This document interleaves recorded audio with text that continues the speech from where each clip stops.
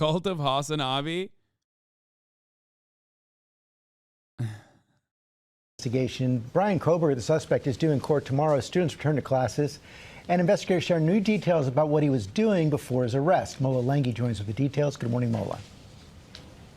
Well, good morning, George. Those new details are shedding light on how investigators say they were able to link Koberger, the 28-year-old PhD student, directly to the crime scene and the murder weapon. This morning, as the suspect accused of murdering 4 University of Idaho students prepares to head back to court, new details emerging about Brian Koberger's actions before his arrest. ABC News learning from a law enforcement source that federal investigators observed him in Pennsylvania around 4 a.m. as he discarded garbage in his neighbor's trash. Guys, stop saying this is Germa. Germa's not real. This is, however, what would be Germa if Germa was real. Just days before his arrest, trash ending up being key in the case. Police linking Koberger to the murders by collecting his father's DNA from trash outside the family home and matching that to DNA they say they discovered on the button snap of a knife sheath that was on the bed next to the body of victim Madison Mogen. If I had 1 or 2 words to describe Maddie Mae, it would be just an angel, and that she just made me proud. Ben Mogen speaking about his daughter Madison to ABC News and describing the moment law enforcement told him they'd made an arrest in the case. And he said, "Ben, this is the day that we've been waiting for." Ben also describing his emotions while reading the evidence law enforcement say they had gathered against Koberger. I broke down, and I just cried. I could only take so much of that, and I cried. I still haven't read the rest of it. The police affidavit claiming investigators believe the 4 college students were killed between 4 a.m. and 4:25 a.m. They say one of the surviving roommates was awake at the time of the murders and told police she witnessed the intruder, seeing a masked man coming toward her before he walked out through a sliding glass door, the roommate then locking her door. Police say later that morning, the 2 surviving roommates called friends to the house because they thought one of the victims had simply passed out and wasn't waking up. The 911 call finally coming around noon. Officials say the 2 surviving roommates are not suspects. Overnight, Kaylee Gonsalves' sister, Olivia, saying Kaylee and Madison did everything right that night. I don't understand how, they didn't see, there was no blood.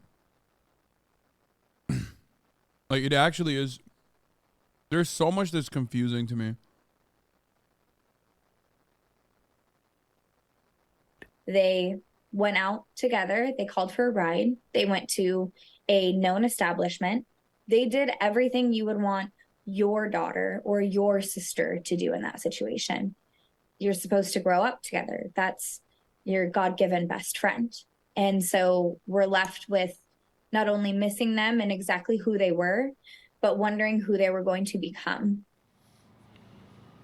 On the University of Idaho campus, second semester classes began this week with heightened security. Meanwhile, Koberger, who was extradited back to Idaho last week, is scheduled to be in court tomorrow morning, guys. Okay, Mola, thanks. Let's bring in our chief legal analyst, Dan Abrams. And Dan, that evidence from the trash bin, so damning. Well, because they were able to link that back to the crime scene. That's why it's so damning, is they've got this knife sheath that's at the crime scene where they find DNA that matches the family of Brian Koberger.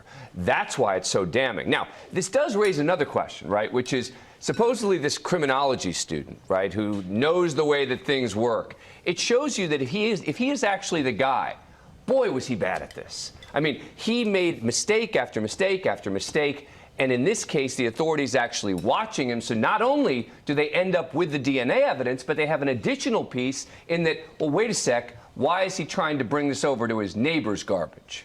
It seems like they have a strong case against him. Could he try to strike a plea deal? And if not, as a defense attorney, how do you approach it? Well, so first let's talk about a possible plea deal. We talked about this the other day with George. The only thing I think that prosecutors would consider accepting. Of course, the guy who's responsible for the Cops TV show is going to be backseat crime advising him on this.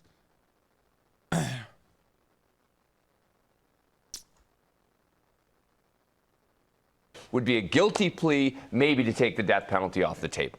That's the only kind of plea deal I could see possibly happening here. Not but crime, if this case goes not to cops, trial, live PD. expect the defense to attack the buckets of evidence separately, right? They're going to attack the DNA evidence separately from the cell phone evidence. Cell phone evidence separately from the evidence of the car. What prosecutors will try and do is bring it all together and tell one story saying, watch the car, follow the cell phone, now match it with the DNA, bring it together. Defense attorneys will try and pick it apart piece by piece. You talked about the prosecutors because there's still no known motive, Was it and live there doesn't PD? appear to be a connection between the suspect and the victims. Do prosecutors need to make a connection? Do they need to establish a motive? They don't. They don't. And that remains one of the most bizarre things about this case, right? Which is, why did he do this? Why? And they don't have to answer that question in court to potentially get a conviction. But the world still wants to know. The families want to know. The families want to know. Everyone in that community wants to know, why would he have done this? And this certainly does lead people to speculate, was it again just because he was a criminology student trying to see if he could somehow beat the system? We don't know. But that is something that they're continuing to investigate. Okay, Dan Abrams, thank you very much. Much more in this story is coming up. Listen, criminology students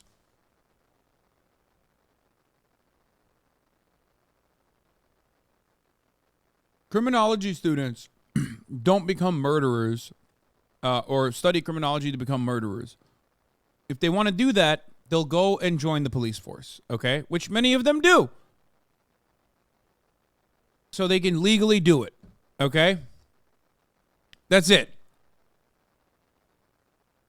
Unless they're, on the other side, like forensics, shit like that, important investigative parts of criminology.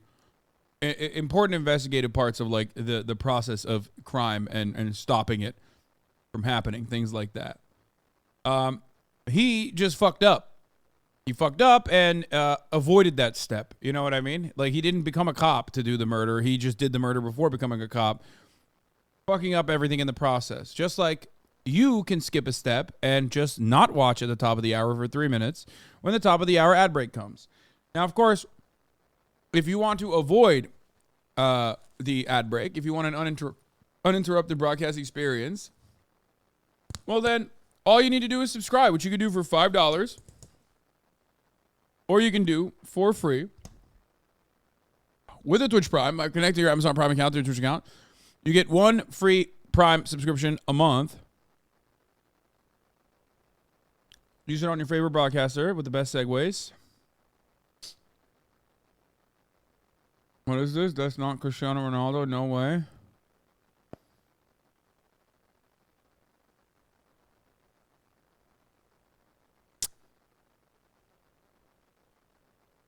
Oh my God, dude. You can also get gifted a sub if you're lucky. You can also get gifted a sub if you're lucky. Okay. Here's the 3-minute ad break now. This is insane. Yeah, he didn't get the fucking Cristiano Ronaldo tattoo. He went and got the tattoo of the fucking busted statue.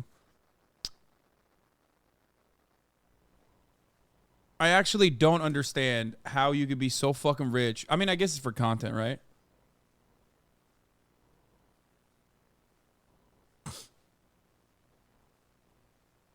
It's got to be for content, right?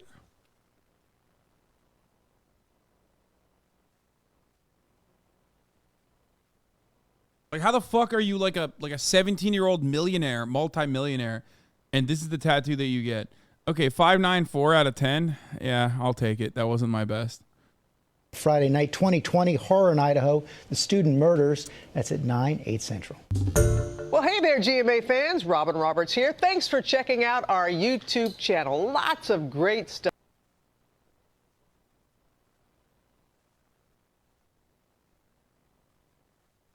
Okay. Be a man. Modern